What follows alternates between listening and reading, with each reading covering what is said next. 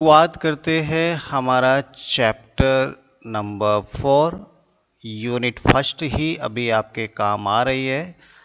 Unit first लिखना है कि यूनिट 6 लिखना है? मुझे लग रहा है यूनिट 6 लिखना ज़्यादा ठीक है, क्योंकि यूनिट 1 से लेके 5 हम क्लास 11th में पढ़ चुके हैं। अभी क्लास 12 का फर्स्ट यूनिट जो है वो यूनिट 6 है और उसका हम बात करेंगे चैप्टर नंबर 4। चैप्टर का नाम है रिप्रोडक्टिव हेल्थ। रिप्रोडक्टिव हेल्थ, ये क्या चैप्टर है सर? हमने पूरा रिप्रोडक्शन का कंसेप्ट पढ़ लिया, अलग अलग टाइप रिप्रोडक्शन के हमने पढ़ लिए। असेक्सुअल पढ़ा, सेक्सुअल पढ़ा, हाँ हमने फेज और इवेंट्स भी पढ़ लिए, कौन कौन सी इवेंट आती हैं, कौन कौन सी फेज में लाइफ स्पान को बांटते हैं। हमने सर प्लांट में भी सेक्सुअल रिप्रोडक्शन कर लिया, ह्यूमन बींग्स में भी कर लिया। अब ये चैप्टर क्या कराएगा, ये क्यों डाल दिया, ऐसा दिमाग में आएगा? हो तो गया सर, रिप्रोडक्शन कंप्लीट हो गया। फिर भी चैप्टर 4 यहाँ से भी क्वेश्चन आते हैं और वो क्वेश्चन वाकई में बहुत इंपॉर्टेंट भी है। कई सारे क्वेश्चन बनते हैं इस चैप्टर से। तो चैप्टर आखिर है क्या वो थोड़ा समझो। रिप्रोडक्टिव का मतलब रिप्रोडक्शन प्रोसेस से ही है, हाँ रिप्रोडक्शन प्रोसेस जो है। और हेल्थ का मतलब ये क्लास 9th से मैं आपको खुद समझा रहा हूं। क्लास 9th से क्या होता है health? Health is the state of being well enough to function mentally, physically and socially. याद हो गया था सर, हमें पूरा रट लिए थे हम। किसी भी ह्यूमन बींग्स को हेल्दी होने के लिए, किसी भी ह्यूमन बींग्स को अगर हेल्दी होना है तो उसका मेंटली फिट होना बहुत ज़रूरी है, उसका फिजिकली फिट होना बहुत ज़रूरी है, और उसका इमोशनली फिट होना ज़रूरी है, उसका सोशली फिट होना ज़रूरी है। एवरीथिंग, अगर हर एक एस्पेक्ट उसका फिट है, अपने आप में एफिशिएंट है, और वो बिना किसी प्रॉब्लम के, ना मेंटल प्रॉब्लम, ना फिजिकल प्रॉब्लम, ना इमोशनल प्रॉब्लम, ना सोशल प्रॉब्लम, बिना किसी प्रॉब्लम के अगर कोई व्यक्ति है तो वो हेल्दी कहलाएगा।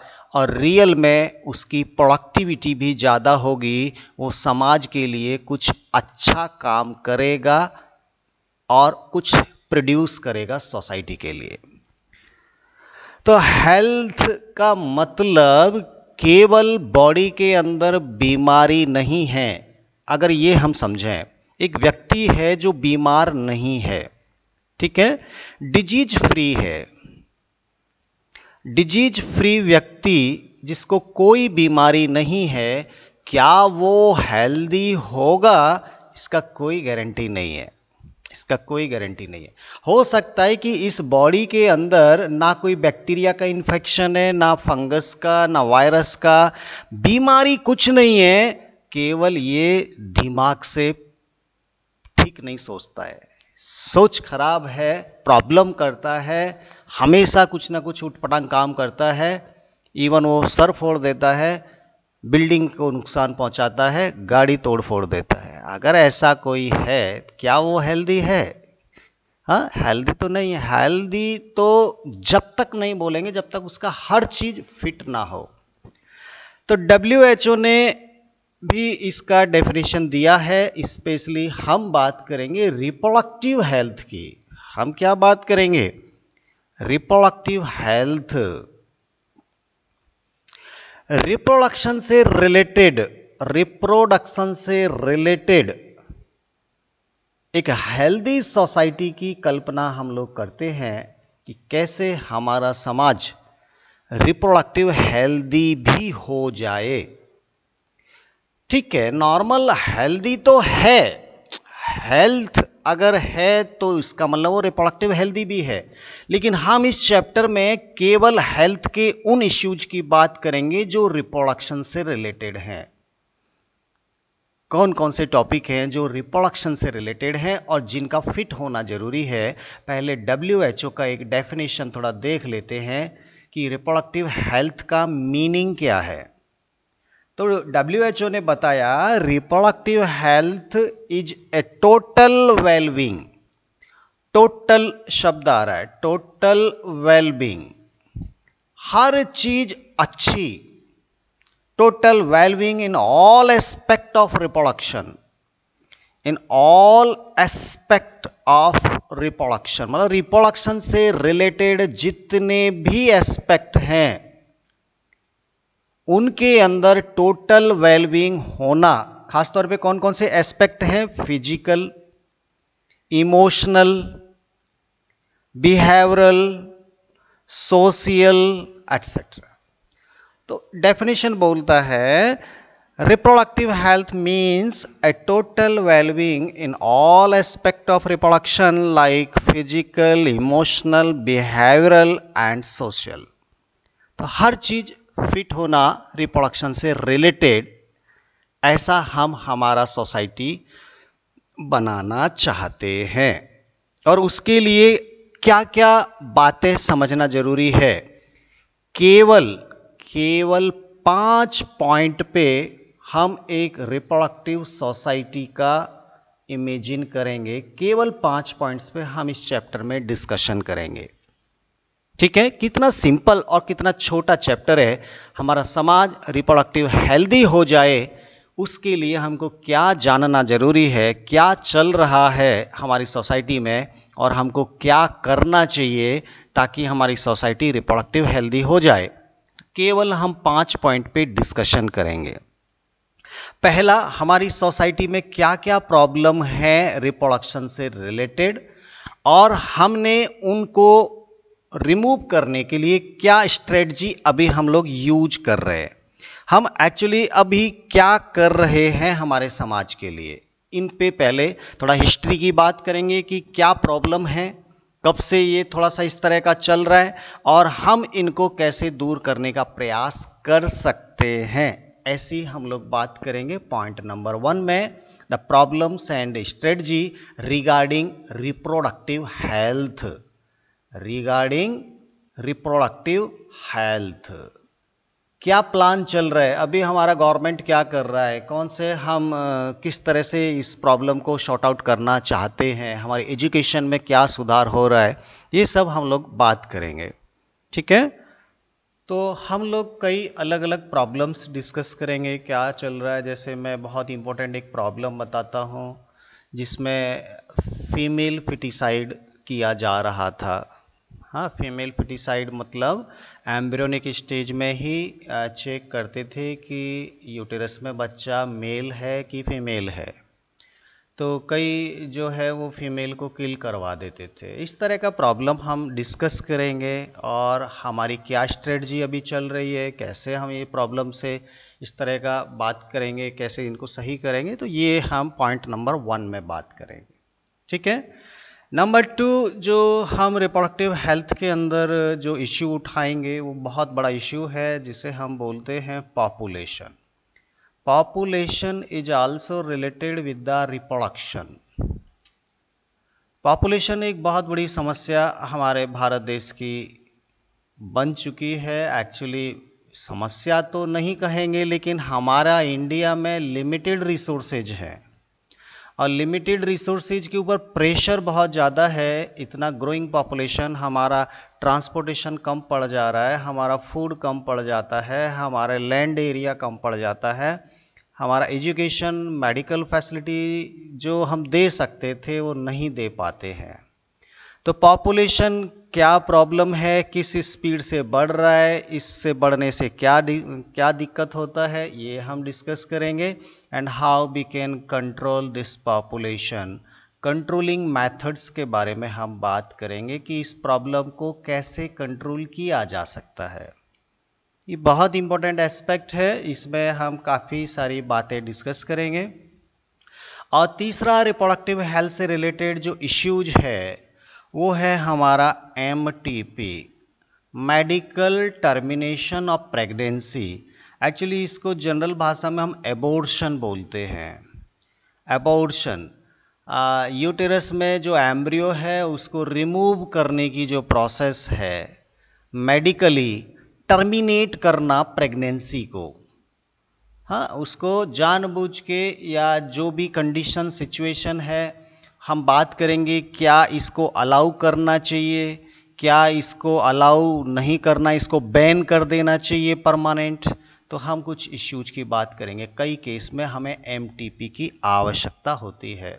मान लीजिए किसी फीमेल का हेल्थ ठीक नहीं है और वो प्रेग्नेंट होती है, उसका बॉडी बिल्कुल सपोर्ट नहीं कर रहा है कि वो प्रेगनेंसी को मेंटेन करे। डॉक्टर को लगता है कि अगर प्रेगनेंसी रही तो ये फीमेल मर जाएगी। उस कंडीशन में हम अगर एमटीपी को 100% बैन कर देंगे तो कोई डॉक्टर उसको करेगा नहीं तो फिर वो लेडी ख़त्म हो जाएगी। हाँ, तो डॉक्टर अगर रिकमेंड करते हैं मेडिकली, अगर उनको लगता है कि ये करना जरूरी है, उस कंडीशन में अलाउ भी होना चाहिए। और इलीगली कोई अगर सेक्स डिटरमाइन करके और डॉक्टर से ज़बरदस्ती एमटीपी कराए, वो बैन भी होना चाहिए। उसके ऊपर एक बहुत बड़ा कानूनन कुछ कार्रवाई भी होना चाहिए। तो ये कुछ हमको बैलेंस वाली बात यहाँ पे करनी पड़ेगी। हम इसको 100% बैन नहीं कर सकते एमटीपी को, और 100% इसको अलाउ भी नहीं कर सकते, बहुत प्रॉब्लम है। तो यहाँ पे वो डिस्कशन हम करेंगे क्योंकि वो भी रिप्रोडक्टिव इश्यूज है, हमारी सोसाइटी का बहुत बड़ा एक समस्या है। कई रेप केस होते हैं, उस वक्त अगर प्रेगनेंसी मेंटेन होती है तो वहाँ पे परमिशन लेके एमटीपी करना पड़ता है। तो इस तरह के हम बहुत सारे इश्यूज पे बात करेंगे एमटीपी में। इसके बाद जो हमारा पॉइंट नंबर 4 होगा, देखिए एक एक पॉइंट पे मैं बात कर रहा हूँ। पॉइंट नंबर जो हमारा 4 होगा, हम बात करेंगे बहुत सारी डिजीज जो रिप्रोडक्टिव सिस्टम से रिलेटेड हैं, और हम बात करेंगे एसटीडी के बारे में। एसटीडी मतलब सब्सक्राइबर ट्रंक डायलिंग नहीं है, ये पुराने ज़माने में चलता था। एसटीडी टेलीफोन पे बात करते थे किसी दूर। ये है सेक्सुअली ट्रांसमिटेड डिजीज, ऐसी डिजीज जो ट्रांसमिट होती है सेक्सुअली प्रोसेस के द्वारा, या हम बोलेंगे रिप्रोडक्टिव ऑर्गन्स से रिलेटेड जितनी भी डिजीज हैं वो सब एसटीडी में शामिल होती है। हम बात करेंगे बैक्टीरिया से कौन कौन सी बीमारी होंगी, रिप्रोडक्शन सिस्टम से रिलेटेड वायरस से कौन सी बीमारी होंगी, हमको इनको कैसे क्योर करना चाहिए, क्या प्रिकॉशन करना चाहिए, कैसे काउंसलिंग करना चाहिए, ये सब बातें हम लोग एसटीडी में डिस्कस करेंगे। और सबसे बहुत बड़ी समस्या सबसे लास्ट जो दी है, आपने ऐसे बहुत सारे कपल देखे होंगे जिनको बच्चे नहीं होते। इस बहुत बड़ी प्रॉब्लम को हम बोलते हैं इनफर्टिलिटी।